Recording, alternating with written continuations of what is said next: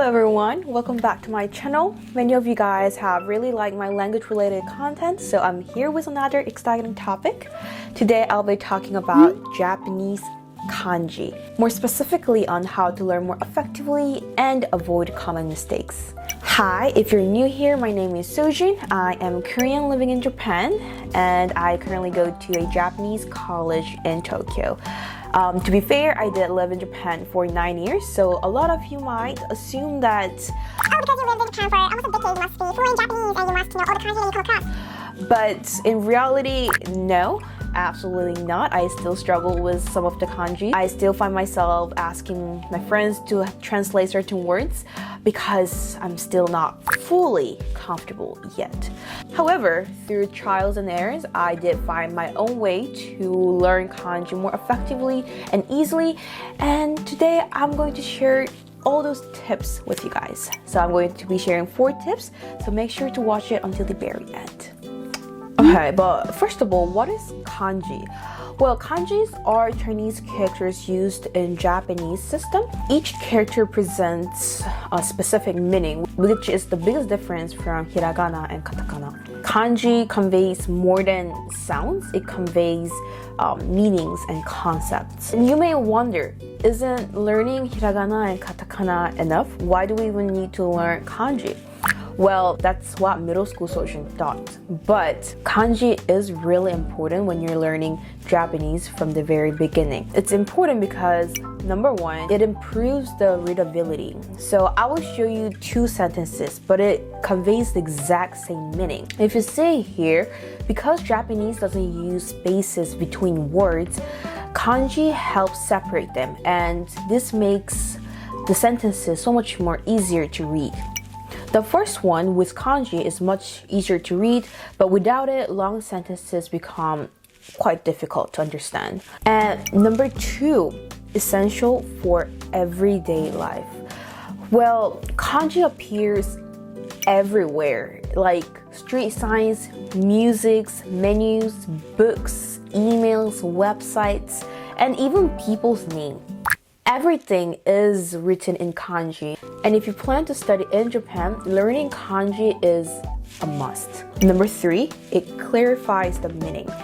So many Japanese words sound the same but have totally different meanings. For example, kanji, the one that I'm showing right here, means Chinese character, but kanji also means feelings.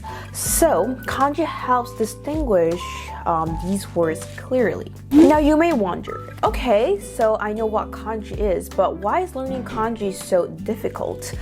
Well, there are multiple challenges, but the challenges that I personally faced was number 1, pronunciation. So each kanji has 2 main pronunciations. One is onyomi and number 2 is kunyomi. When I first learned this, I tried to differentiate this. You may wonder what these are.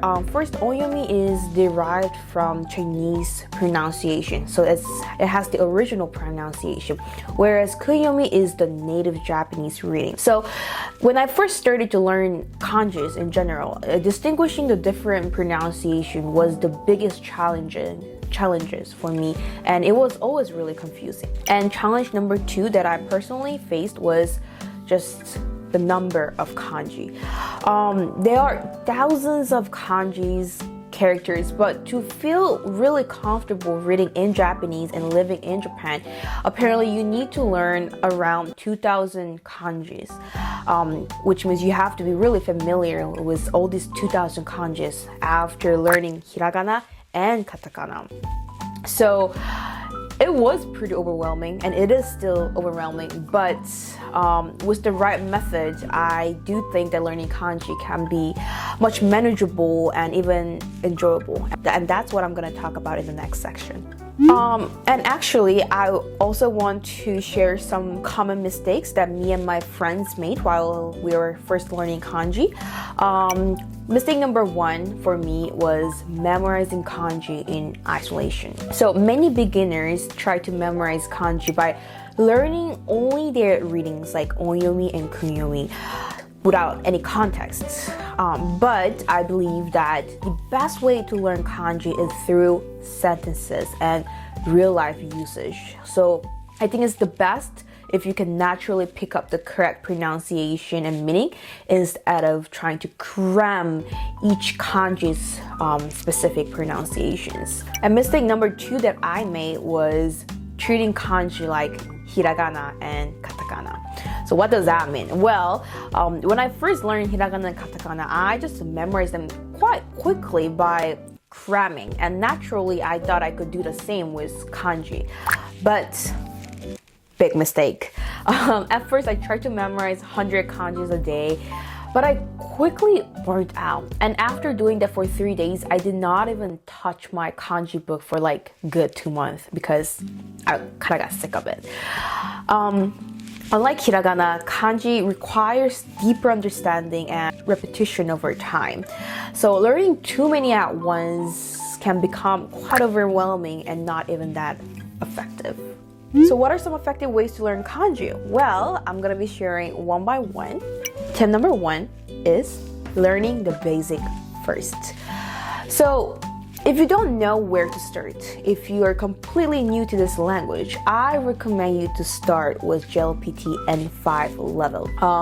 These kanjis that are in JLPT N5, it covers the most basic kanjis that we use on a daily basis. By starting to study JLPT N5, you'll be able to learn basic vocabularies, basic kanjis, and grammar structures.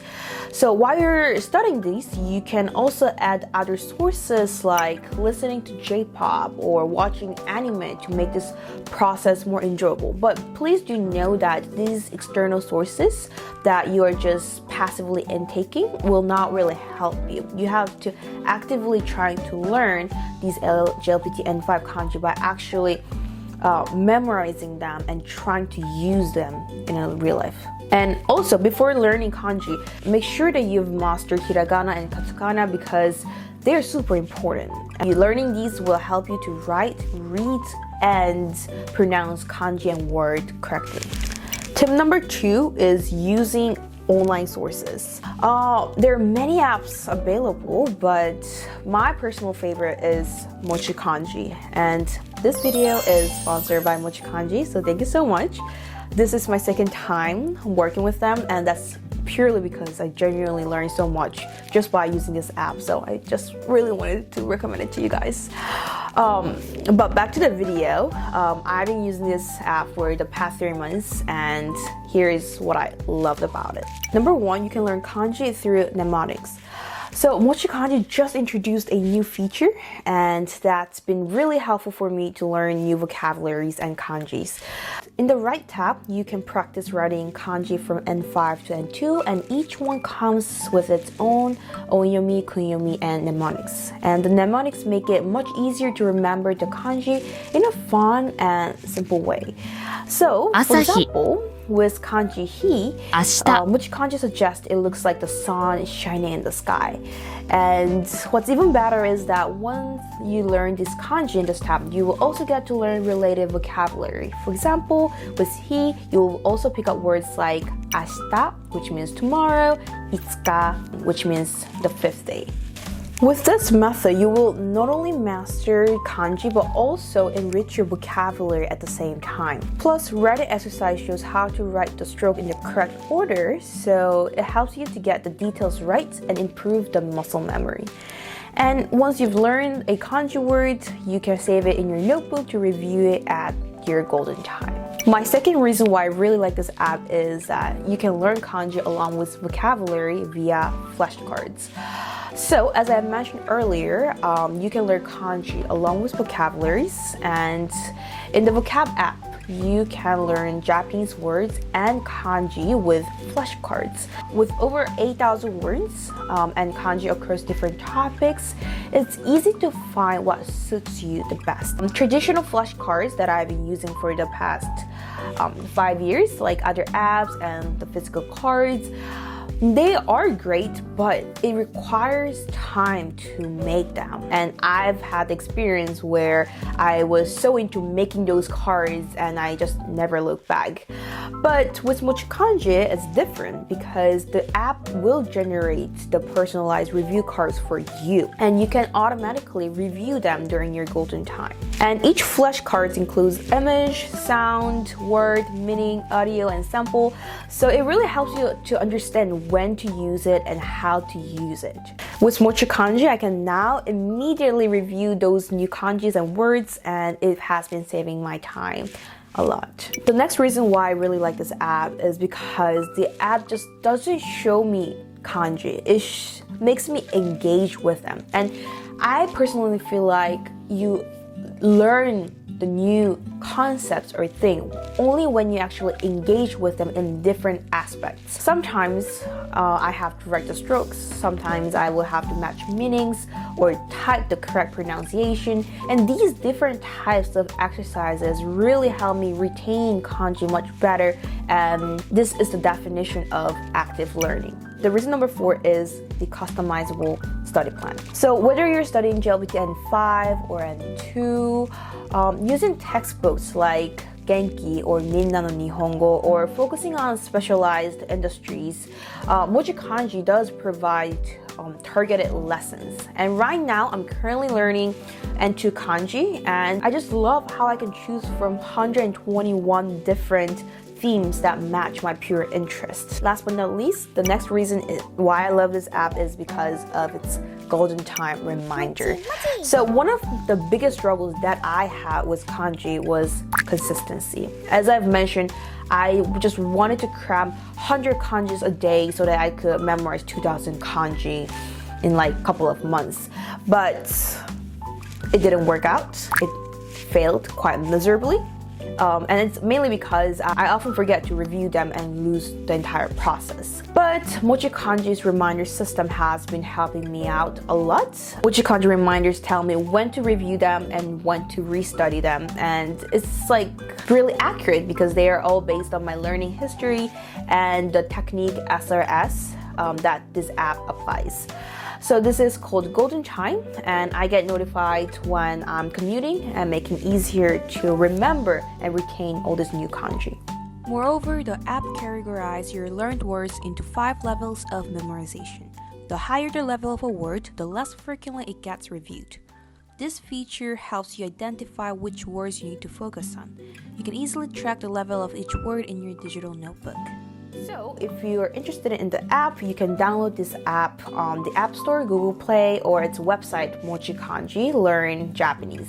You can also check the link in the description below to find this app. And tip number 3 is reading books. So once you reached JLPT N3 level of Japanese, I think it's time for you to read books, Japanese books. When I was in high school, I took Japanese literature class, and I still vividly remember how bad my Japanese was compared to all my classmates. Because my Japanese was kind of worse than others, I struggled a lot, and that was mainly because the teacher forced us to read some thick Japanese books by the given time. Did I enjoy the process? Absolutely not. But did I learn a lot? Yes. It wasn't easy, but my kanji skills improved significantly. So some beginner-friendly books that I can recommend are 1リットルの涙 and 君たちはどう生きるのか. At first, looking up every kanji on the book might be really time-consuming and energy-wasting. But trust the process. As you read more, you will recognize the same kanji repeatedly, and that's when you will actually learn kanji quite naturally without having to force yourself to cram kanji with kanji books. And tip number 4 is studying consistently. Kanji isn't something that you can naturally master in like one day. You need to be consistent with it. So please don't make the same mistakes as I did. Don't try to memorize 100 or more kanjis in a day, because it will not help you at all.